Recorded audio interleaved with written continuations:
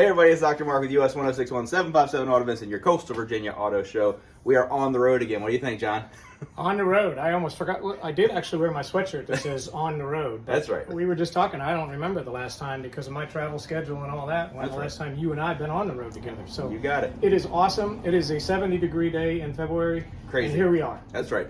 We got an oddball one. So again, this is John Herbert out here with us. We have Steve Palermo here. Steve Palermo, you know, he's a car guy, but really you're a tractor guy. You're a John Deere guy, you know? Yeah, I bleed green. Very good. All right, so just a quick rundown. You brought the one of your tractors out to the Coastal Virginia Auto Show. You wound up winning a prize out there because just a unique Absolutely, thing. sure. Were you the only tractor there at the show? There were a few more there, but not too many. So yeah, maybe this next year we can get a few more out there. Right on. Very exciting.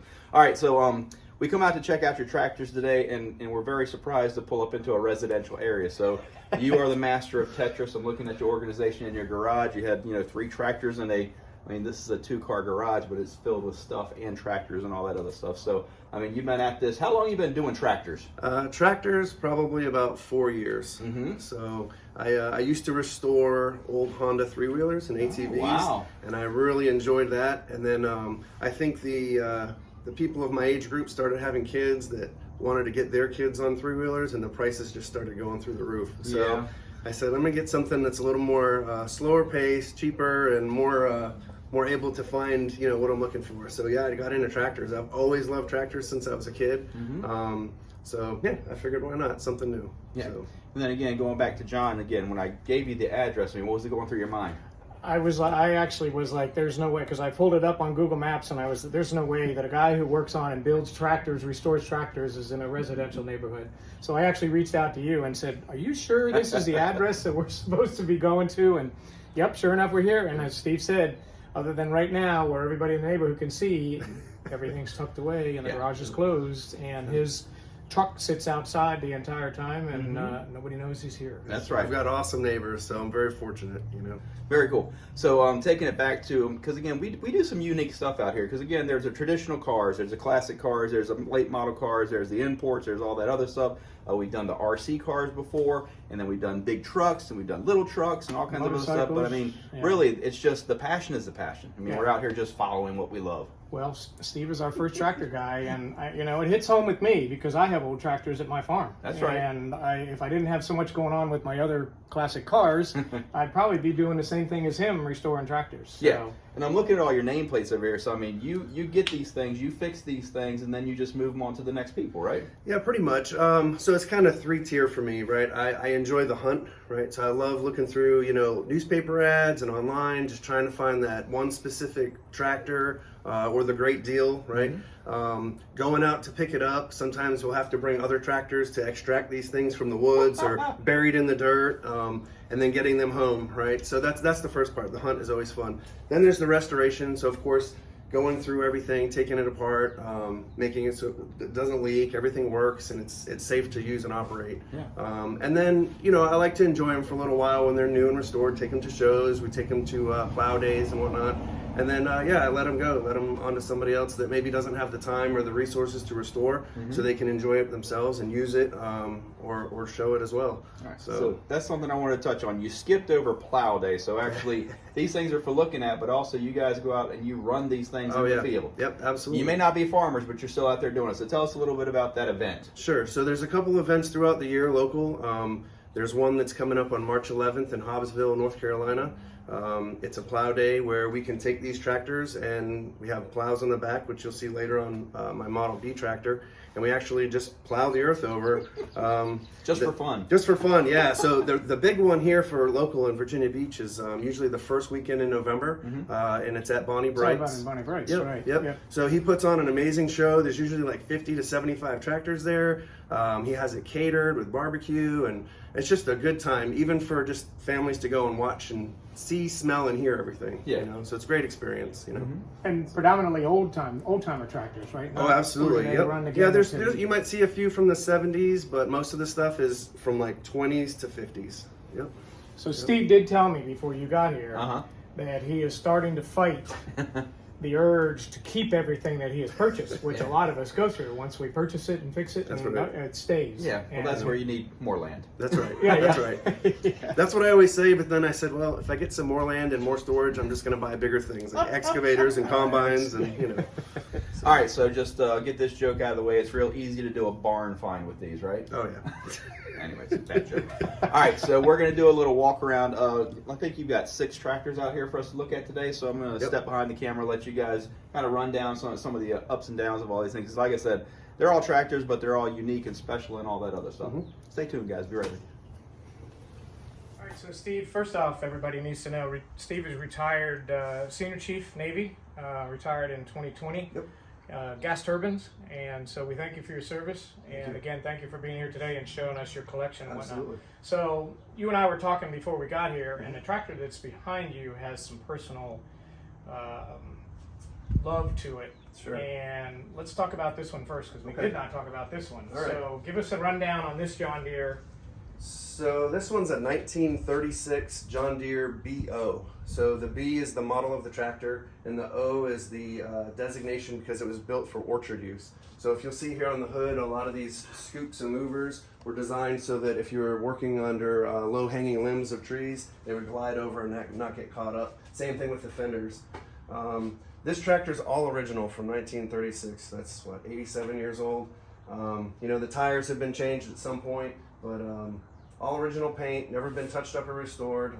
It's a hand start with a flywheel, and it's just kind of a really cool tractor. Two-cylinder? I can only It's a see one. two-cylinder. Two-cylinder, right? Yep, all the John Deeres that I have here, they're all And then two-cylinder. the flywheel on this side to give it the Yes, sir. torque and That's to start it. Yep, you Yep. use that to start it, and then it has another belt wheel over here, clutch pulley for running equipment and whatnot Right, with the belt. right.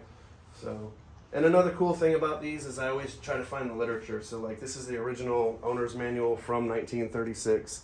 So it's not just a tractor, but it's the Yeah. books and the models and everything that goes along with it. Now, where So- did you find this one? So I got this from a friend of mine in Pennsylvania. He's had it for about 2 years, but he bought it from the original farm, the original family in Battle Creek, Michigan. Wow. So they had this BO and they had 2 Model D tractors. And they sold the Ds after they stopped farming, and they just kept this one in the family, and then they just finally didn't have any place to store it anymore. So yeah, it's really proud to have it, you know, being the 3rd owner in almost 90 years, and all original. So this one will not get restored. It's going to stay just like this. We'll do a real thorough cleaning on it, and usually we'll coat it like in a linseed oil, and Right, it kind of right. brings the paint Keep out a that, little bit. Yep. So I'm gathering, and we didn't talk about this in our opening, that a lot of the times you don't go into this with an idea, you just stumble on something. That's right. Or you find, like you just said, somebody you know that had this. Yep. So it's not a mission that, okay, I want to go find this tractor. It's Usually it's not. Yeah. Yeah. There's some times when there's a specific model that I'm looking for, and but other times it's fun just to try something new. You know. very cool. How hard is it to start this? It's a pain. Is it a two-person or a... it's one. It's just finicky. So they all have their own personality, Right. And especially the hand start. Getting the throttle set right, the choke, the temperature affects that. Sometimes if it sits for a little while, they've got magnetos on them, and the points will start to get rusted up. Right. So once you get to know them a little more intimately, you'll know the tips and tricks, and you can usually start it in 1 or 2, spins. I haven't got to know this one that well yet, so it makes me real tired real fast. So I'm assuming this one isn't going anywhere? No, this one's not going anywhere. Like I said, it's going to get cleaned up, and this one's going to stay. And yeah, it seems like everything I have now I want to keep, so it's going to be hard. Well, that's a good segue into this one. So why don't you go ahead and All right. break us down through it, and then show up what you showed me when I first got here. Sure. And the kind of the personal touch Okay. to this. So this one is a 1956 John Deere Model 420. It's a utility tractor. They made this tractor in a few different versions: utility, standard, vegetable. They made a crawler version. I wanted this one just because it had the loader. So the history of this one, I bought it from a gentleman in New Jersey. It just got delivered last Saturday, and you can see I've already started going through. I pulled all the hydraulic hoses off. Those are at Bridgestone in Norfolk getting remade. I try to stay local if I can as far as getting parts and supplies. But this one came from a sawmill in Vermont. That was where it worked its whole life. It's original, hasn't been painted, but it's got a big bucket on the front. They used it to move sawdust around. Right. but it was originally bought in New Hampshire. So That's the this is the dealer decal that's been painted over. It's called James R. Rosencrantz. It's in Kensington, New Hampshire. And when I saw this decal, I knew it was meant to be. I had to buy this tractor. So when I was a kid, my mom used to take me to this specific John Deere dealership to buy the models. Some You of see the these models models you've got up up here, there. right? So as soon as I saw that, I knew I had to have it. Right, you know, right. my mom passed about 1.5 years ago. So to me, it was just a sign like this is your tractor. Right, you know. right. So this one will get the full Monty to get completely gone through, full restoration. And the paint's kind of faded this yellow, but it'll be the same industrial construction yellow as the crawler that I have. So how much does something like this go when you pick it up? So this one I paid $3,000 for, which is about typical for a tractor of this size. It's nice that it has the loader. Typically they don't have that, so it's a little more desirable because of that. The fact that the tractor hasn't been painted adds a little bit of value. But yeah, you never know. You can find some for a couple $100. People just want them gone, and they don't want to send them to scrap, which is fortunate. A lot of people like, it's been in my family. I don't want to see it right, scrapped. right. I just want it to go to somebody that's going to do something with it. And I've had those over the past. I've bought a tractor, and I knew it was a woman's dad's favorite tractor, and I'd go through and I'd continuously send pictures through the restoration process and send videos when it was done so they could see that it was running again. And it makes people happy to see that it gets to live another life. Right, you know. right. So this stuff's just not built like it was back in the day. You know, this stuff was Absolutely. built to last, and you know we can restore it and fix things up and make it last another 70 or 80 years. So Well, and it's, you know, you and I were talking about the 9Ns that both you and I have and you had, that, you know, back in that time, they were World War II, World War I, World War II, Yep. set up to be multi-purpose tractors, but also to be able to go to war Sure. and, you know, serve there. So it is definitely very interesting. So I don't know if we can see, if we should pause this, because he's got some old John Deere up there that you're not going to be able to see with the garage door open. Yeah. That You want to close the door? Yeah. kind of shut that tie real it quick. together to what he was talking about from.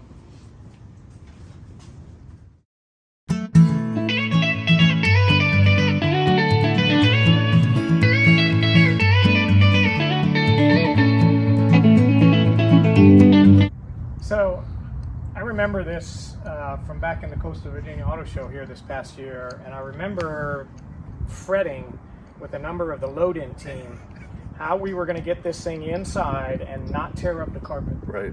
And you had a plan to be able to get it in there and maneuver it such that we were able to get it into position and get it right by the entranceway. Now you've added those rubber cleats on there for that exact, well, part Sure. of that exact reason, right? Right. To- Yep.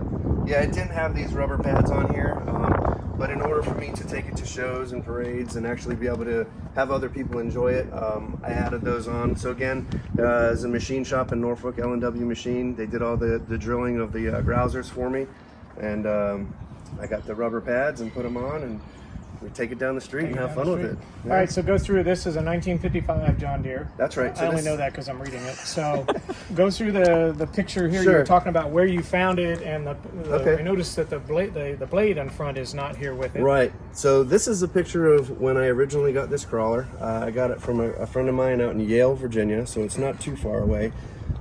He had it for about 10 or 12 years, just sitting in the woods, and he got it from another guy who had it for about 10 or 15 years sitting in the woods. So this thing was rusted into one piece. The engine, the transmission, the steering clutches, the tracks, nothing would move. So we had to use an excavator to load it onto my trailer. And then when I got it back here, I had a different crawler at the time that I tried pulling it off my trailer with, and it just didn't want to go. So I called Beach Towing. They came out with their rollback, and they pulled it off my trailer, and they set it right in my garage for me, which was awesome. So this whole tractor got taken apart in the garage, moved to the side of the house by hand so that I could go through and wire wheel, prime, paint. I moved it by hand a second time back in the garage for assembly, and then here's what you got for the finished product, you know. So, but this is a Model 40, so it's the next step down from the Model 420. So if you remember that tractor, like the hood and the engine, right, sure. they're all basically the same thing. They just put a tracked undercarriage on it instead. Now, are parts still, let's say, readily available for these? Surprisingly, yes. Yeah, so, you know, a lot of people complain about the pricing for John Deere. They're so expensive, but they're expensive for a reason, because I can still get parts for tractors that were built in the 30s and 40s. So all of the wear items, gasket seals, bearings, I can still get. Some of the bigger components, if it's missing, like this support or the hood, there's lots of tractor salvage yards throughout the country that have them, that can ship them to you. So there's really not much on here that you can't get, surprisingly. So now, okay, so the blade itself, you chose not to restore. Was it just too far gone? It was, yeah. It had been used and abused. I think whoever had it thought it was a big Cat D9, and they just overworked it to death, and it was bent and broken and welded. So yeah, there really wasn't much saving it. So one day I might end up getting it. Still able to hook it back up. Right. So do you have pieces of it still? Some parts I do. Okay. Yep. Now, I'm guessing this might have been a $200 or $300 find in the woods? Or? This one was $500. 500. Yep. Okay. And even at that, I looked at it in the spring of 19, I believe, and I said no, it's just too far gone, even for $500. And then that whole summer, it just weighed on me like, I need to fix this thing. I have to save it. So I went back in the fall, and we pulled it out, and here it is. So there's lots of value in them still, like just this stanchion here for this grill guard, to have there's one on each side, to have the two of those, the reproduction ones, are about $300. So that's really what got me thinking, 500 is really not too bad. There's still a lot of parts on here that I can maybe salvage, or, sometimes one has to die to save 5 or 10 more, so maybe there's somebody else that could use parts, But it posed a challenge to me, and I thought, I have to do this. I have to get it going again, And it was probably the hardest one I have done to date, so that's why it's hard for me to let it go. Now, I'm sure that a local machine shop took care of the rebuilding the engine for you? No, I did all the mechanical You did work. all the mechanical? Yes, sir. Yep. That engine actually came from a friend of mine in Carolina who got it from an auction, and it was a new old stock engine that was left over from a dealership. So it's basically brand new. It has a new drive clutch, new steering clutches and brakes. All the mechanicals are new on it. So, it has some pitting and stuff, obviously, because it sat in the woods for so long.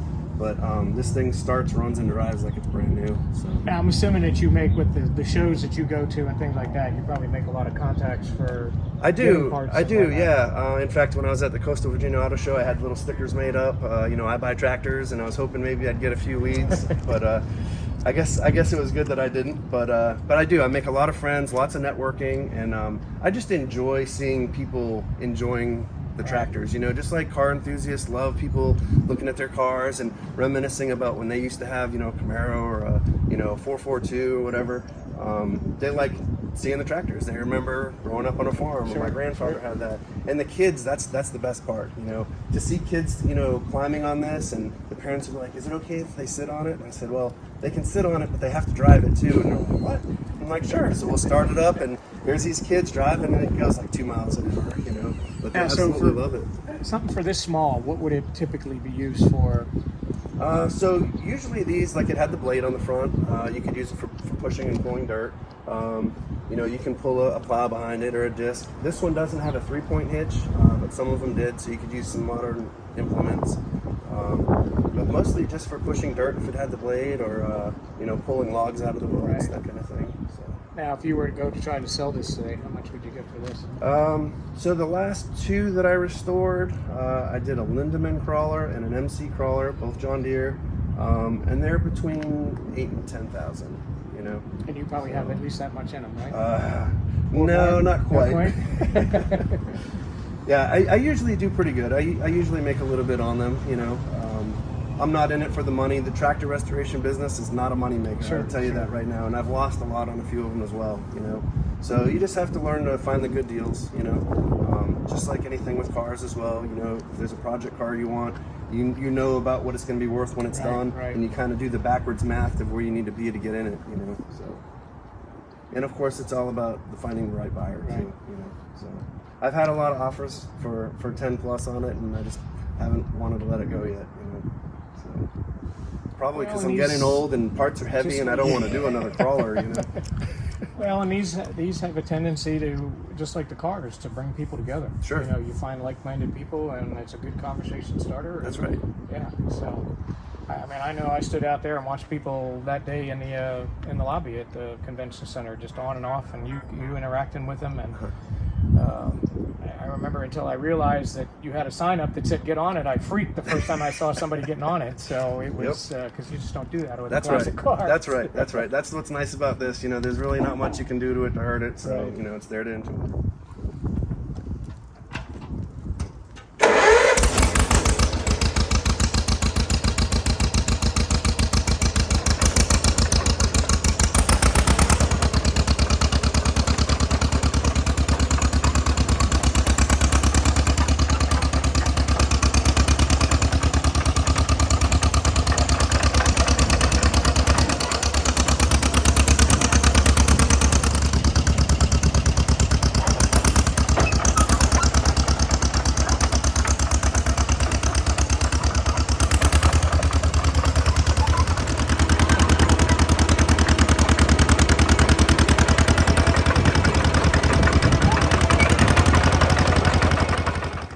This one here is, you know, I said earlier, I bleed green. I'm a John Deere guy at heart. I do like all the other colors of tractors, you know, Farmall, Oliver, International. So this one here is unique as it's a 1961 Cub Cadet original. Wow. So this is the first year that they made a Cub Cadet garden tractor. And this model was made from 61 through 63, so for 3 Okay. years. I've restored one of these before. I have another one in the back that I have a little science project going on with that you may see in the future. But this one, the real reason I wanted it was because of the loader. It's made by a company called Danco, and they're just really hard to find. I mean, you could get more work done with a hand shovel than you could this. It's not efficient at all, but it's just the fact that there isn't very many of them around, Right. you know. So it's a hydraulic lift, and it's got a dump lever to dump the bucket. And like I said, it would probably take you 3 hours to move a 5-gallon bucket of dirt somewhere. You know. Now it doesn't. I don't see. You don't have the mower deck on this. Was this specifically set up for just that? So this one here was set up to have the loader on there, but they did have, most of them did have a mower deck on there, and I could still put one on. I did add the 3-point hitch, if you will, for the back. I have a box blade that'll go along with it, and I have some spools for the rear end, so it'll end up having dual wheels on each side. So just to make it a not little much more unique. restoration work on this. You I found haven't- it this way, and it was running, and so you just kept it that way. Yep. I drove up to Albany, New York to get this from another good friend of mine, Dan. And this one is going to get the full Monty as well. It's going to be completely restored. Yep. So it deserves it, you know, and then it'll just lead its life as a little show tractor. You know. Very good. It's nice about these is they don't take up a lot of room. Right. Same thing, parts are easy to get. They're really not too expensive. So there's lots of. Two-cylinder. This one's a little single cylinder. Yep, okay. it's a Kohler. It's only a little 7-horsepower engine. Okay. But again, these are like good intro tractors. You know, somebody that's just getting into small engines, Right, lawnmowers, right. and stuff. You know, they don't take up a lot of room. They're pretty easy to find. So. Now, are these original colors on all this? Well, I know the back No, is white yeah, and yellow, this has but- been painted at some point, and that's why I'm going to restore it. If it was ever original, like that BO that I have, Right. I will never repaint an original tractor. But if it's been painted at some point, I'll typically go through and just make it nice again. Okay. You know? It's only original once. So. Right. Yeah. Exactly. Tell us about this 3-point whatever. Sure. So this is a smaller version of a 3-point hitch. The Model B I have over there, we'll look at a real 3-point. But basically it's just got pins, one on each side. So those would be 2 points, and then the third one on this top is your 3rd point. And it just has this little lever here to raise this up and down. And typically there's a chain attached to, you know, whatever's in the back, a box or a blade. Yep. So really, really simple. But these components are kind of hard to get. You know, just these 3-point hitch components usually will run about $300 just for that setup. You know, so again, a lot of them don't have it. So I'm trying to load this one up with the rare options. You know, the loader, the 3-point, the box blade in the back. So eventually, when this one's restored, fully done, it'll probably bring anywhere between $5,000 and $7,000, I would think. But I don't know if I'll sell this one either. I just can't get over the fact that it's a single cylinder. Oh yeah. Another thing I usually try to do, like the gentleman that I bought this from, anytime I buy a tractor from someone, I always keep their information, and I always give them first opportunity to buy it back. Yeah, and they usually either, hey, I appreciate it, or yeah, I'll definitely take it. You know, so. All right. And if they're curious about what it is and what you're doing with it, you can send them pictures like you were That's talking right. about. Yep. So yeah. Absolutely. So you called this a Cub Cadet, but we see International Harvester on it. So are they of the same blood, or? It is, yeah. So it actually goes back a lot further, back to the 20s and 30s. It was McCormick Deering, and McCormick Deering evolved into Farmall. You have the Farmall, all the red tractors you see for the most part, and then Farmall and International grew together. Cub Cadet was just a subsidiary of International Harvester, and they did all the lawn and garden type equipment. So you can go to Home Depot now or Lowe's and see a Cub Cadet tractor. And then that eventually evolved into Dresser and Dresser Rand, which you see a lot of the bigger construction equipment now.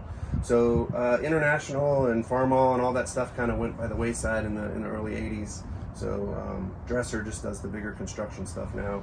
And then Cub Cadet is it's owned by another company. I'm not really sure who it is now, but it's not the original International Harvester. Yeah. Yeah, but the International Harvester is the only one that's got a song to it, right? Yeah, that's right. A good song, at least.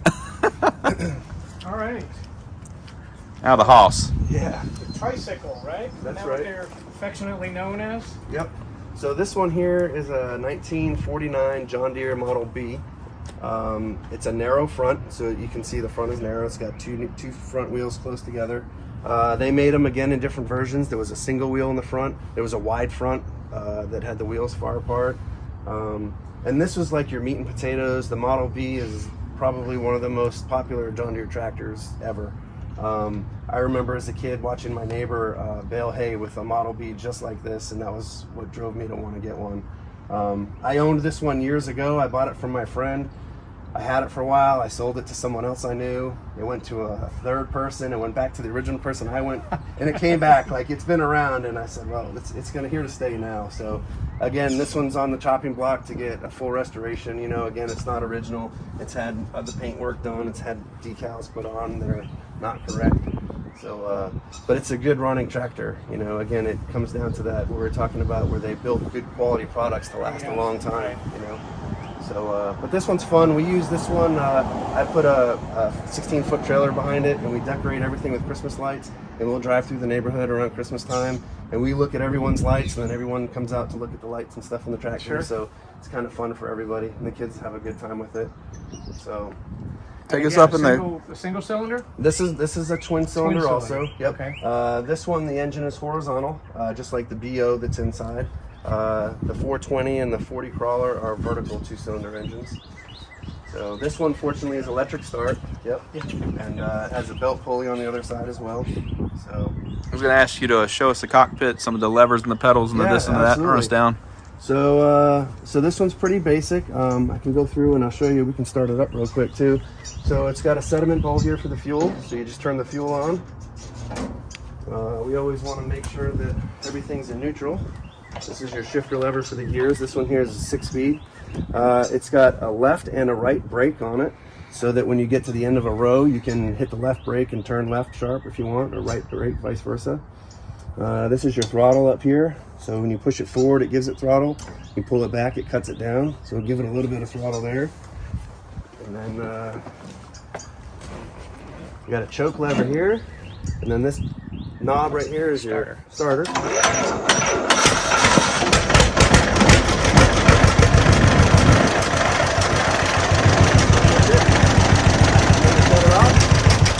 Pull back in the throttle and it cuts off the fuel. So pretty basic. It has a lot of power for what it is. You know, it's not a full-wheel drive diesel tractor by any means, Right. but it'll pull a trailer with 10 to 15 adults on it with no problem. So. What are our other levers up here?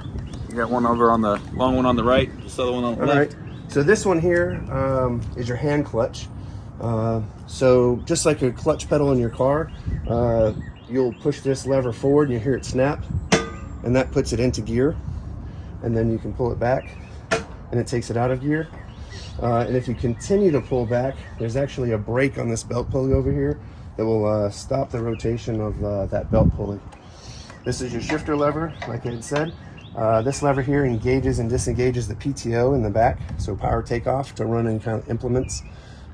This lever here is to raise and lower the 3-point hitch in the back. And this lever here, it's not hooked up on this one right now, but it was to open and close shutters. for the radiator in the front. So some of these tractors were dual fuel. This one's not, it's just gasoline only. But like the BO that's in there, you'll see there's another smaller gas tank. So back in the wartime, gasoline was expensive. So you'd have a small tank of gasoline that you would align your fuel to start the engine. You would close your shutters, this one here, your shutters for your radiator. It'll allow the engine to come up to temperature, usually about 180 degrees. Once the engine got warm enough, you would shift your fuel over to the main tank, which was a distillate type fuel, kerosene or something that was cheaper than gasoline at the time. And that's what they would use to work with. At the end of the day, when the farmers were done, they'd switch it back to gasoline so that the carburetor would be filled with gas and ready to start the next day when it was cold. So you could use that shutter control to help maintain the temperature of the engine. So it does have a fan on here, and it's got a shaft that's coupled up here to the governor assembly, so the fan's always going. So. Speaking of fuel, tell us about ethanol. Oh, it's bad stuff. Why does my lawnmower never start in the summer? Yeah, so I do put fuel with ethanol in these, but I use them often. I start them several times a week, and I drive around on the weekends. But for older tractors, if you're not going to be using them often, it's probably best to put non-ethanol fuel in it.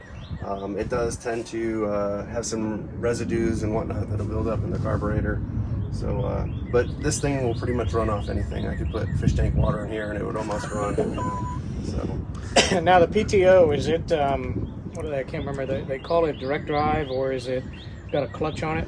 I know in the older models, like my 9, had a direct drive, so even if you disengaged it, it would still drive the tractor. Sure. Yeah, so you have a live PTO. Live PTO, right. That's what it's called. So your 9N, if you have a bush hog behind you and you're driving bush hogging and you push that clutch in, the momentum from those blades spinning are still going to continue to drive the tractor forward. Yep. So they have a overrunning clutch that you can put over your PTO shaft as a safety measure. Yes, for that. I had a rough lessons learned on that, and ended up putting a clutch on there because of that. Right. My bush hog drove me through a fence because I wasn't paying attention at the right time, at the right minute, and went through 3 sections of fence before it finally came to a stop. So. Yeah, that's one thing about the old tractors. There's not a lot of safety. Yeah. These were built well before OSHA, so you definitely have to be on your toes when you're operating them at all times. Well, believe me, it didn't take me too long to go out and get that overrun clutch, so I didn't have to worry about that anymore. So. And this one has the same thing. Anytime that PTO lever is engaged and this clutch is engaged, the PTO is spinning. Right. Yep. Take us through the tail end here. Sure. So on the back here, this is your more conventional 3-point hitch that I was telling you about. You have your lower lift arms and then the top link up here. So that's your 3 points of connection for implements. This one on here right now is a John Deere 415 2-bottom plow. This is a little bit newer. This is probably late 50s, early 60s model. But this is what we use for plow days. So these 2-bottom plows, they have single bottom. There's some tractors there, you might see a Bonnie's that are 12-bottom plows, are huge, you know. So basically you have a coulter, and it's basically like a pizza cutting wheel, and that'll go through first, and it'll cut through all the roots in the grass. Once the plow comes up, it'll pull that grass and flip it over, and basically flips the grass to the bottom and the dirt to the top. And that grass will start to decompose and put the nutrients back into the dirt. Once you're done plowing, they'll go back over the fields again with a disc. Right. Yep, and they'll kind of chop up those big chunks of sod that are there. And now I'm assuming you went through and restored this as well? I did this one a few years ago, and I did some bartering and trading with a friend of mine in North Carolina, and fortunately it came back because I needed another plow to plow for plow day because I had sold another one that I had. So yeah, things go kind of quick around here. They come and go. So. All right, you got your 3-point you're controlling from the front. You got your hand on a lever there. What's that lever for? So this is called a landslide, and basically when I move this, you'll see that this plow will tilt left and right a little bit. Oh, there you go. And again, that's just for doing fine adjustments to make sure that when the plow's in the ground, you have a nice flat furrow. So you have to picture when this tractor's plowing, this right-hand wheel is down about 4 to 6 inches in that furrow from the previous person that had gone by. So you have to set this up with the tractor on an angle so that the plow is level. When you're plowing, the plow shares will make a nice flat cut in the ground. So, It's not what we do typically nowadays for farming. This is an old technology, an old approach at farming. Most places don't plow anymore. They do air seeding, direct, basically inject seeds into the ground. By plowing, it tends to add to like erosion of the ground and whatnot. So, but there's still some people that do the traditional way, and it's good to mix the soil around, and you know. Plus, it gives us a chance to use our old tractors, you know. All right, so these tractors that you've been working on look awesome. What does your hellhole in the back look like? Do we get to look at that today? You can look. There isn't much back there, but yeah, let's have a peek. Let's see what we got back here. So this is my work area. That's right. Usually the garage is for the stuff that I'm about to sell or whatnot. But yeah, there really isn't much here. But this is where I do all my dirty work, all my grinding and painting and grease removal and whatnot. This is like stupid clean. I thought we were going to feel better because this is going to look like crap. So while we're here, I'll tell you about the project that I have that's going to be ongoing. So if you look over here, there's another Cub Cadet original. I'm going to basically take this tractor, and you saw there was a zero turn that's been taken apart. I have some hydraulic drive motors from the zero turn that are going to get incorporated onto this tractor. It's got a bigger engine that's going to go in it instead of this little Kohler engine, and I'm going to put tracks on it. So okay. I'm going to make a Cub Cadet crawler. So I've seen a few people do it in the past, a different approach from what I'm doing with the zero turn motors. But you know, we talk about the custom stuff, the custom cars and oddball This things. will be a custom. Absolutely. So it'll look just like the Cub Cadet original tractor, but it'll have tracks on it, rubber tracks. So A little orange toy in the back with an elevator belt. What's that? So that's an old, it's called Lint. It's spelled Nylnt. And that was like a snow removal tractor. That's what that model's based off of. They would remove the snow like a snowblower, and it would go through conveyors and dump into a truck behind it. Awesome. So, yep. So this is the dirty area. It's still pretty clean, but you're able to store 2 back here? I usually get about 2 back here. Yep. And it's nice because I staple plastic around when I do my spraying for paint and everything, so keep everything kind of contained in one area. Keeps my neighbors happy too. Yeah, I was going to say. Exactly. So. And then the scale over here just for antique appeal. Oh yeah. I go to anytime I can find like old estate sales and auctions and everything. I love anything old. You know, there's an old buck saw there on the fence. There's an old dolly for carrying stuff. You know, I just appreciate the old things. You know, it's from a different time when things were built better and they served a purpose to help people with anything in life. You know, so. All right. Great content. Now that there's your plow for the 40 or Yes, sir. Yep. This is the box blade for that original that's out there, the one with the loader on it. Mm-hmm. So this is the where the 2 bottom points would go, and then there's a chain that wraps around here to raise and lower it. cool. You even start. This is probably one of the best because he is the only one who has said, get in and drive. That's it. I don't think anybody else has said, get in and drive my stuff. So thank you very much for that. Absolutely. That was awesome to be able to Absolutely. drive this. So Yeah. And again, he got it up into 4th gear, so you guys saw the blazing speed there, right? yeah. All right, very cool. So again, we want to say thanks to Steve Palermo out here. Your tractors are amazing. Again, this is a great journey. We talked some about off camera as to how much passion that we're putting into this, and you guys see it.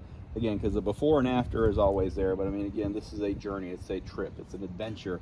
And again, we're seeing the finished result, and it's very cool. We're excited to see what you do with the rest of this stuff. And again, bigger presence at the upcoming Coastal Virginia Auto Show, and then also we've got a connection on you. I mean, we run car shows all year long, man. Yeah. you know, Yeah, so exactly. we're going to figure out a time for you to come out and bring some toys out to Sounds good. play and show to the fans. Again, we go over to Lansdowne Commons.